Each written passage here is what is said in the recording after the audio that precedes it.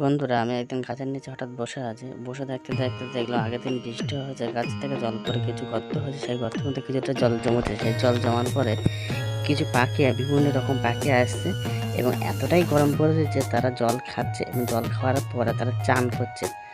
আমরা ভাবি যে শুধু আমাদের গরম লাগে, পশু পাখিদেরও গরম লাগে। বন্ধুরা দেখো, বিভিন্ন রকম পাখি আসে, আমি বসে বসে শুট করছি ঠিকই, কিন্তু আমার থেকেও খারাপ লাগছে যে আমরা যদি একটু জল কোনো একটা বাটিতে বা কোনো কিছুতে একটা হাঁড়িতে জলটা দিই, তাহলে ওরা কিন্তু জলটা খেতে পারে, কিন্তু সেটা আমরা করি না।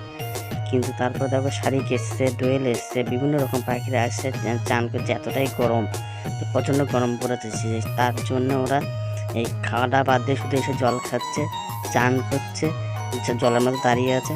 তারপরে ওদের হচ্ছে না। বিভিন্ন রকম পাখিগুলো দেখো বন্ধুরা, কি সুন্দর লাগছে, কিন্তু কি করবো, এখন কিছু তো করার নেই, ওদের তো গরম আছে।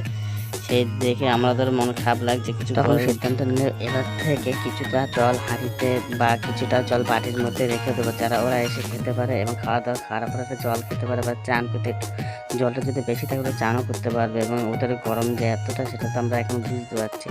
এতদিন তো সেটা মাথার মধ্যেও ছিল না আমাদের, যে জল দিলে ওরা তো একটু খাই বা কুকুর বিড়ালও খেতে পারে।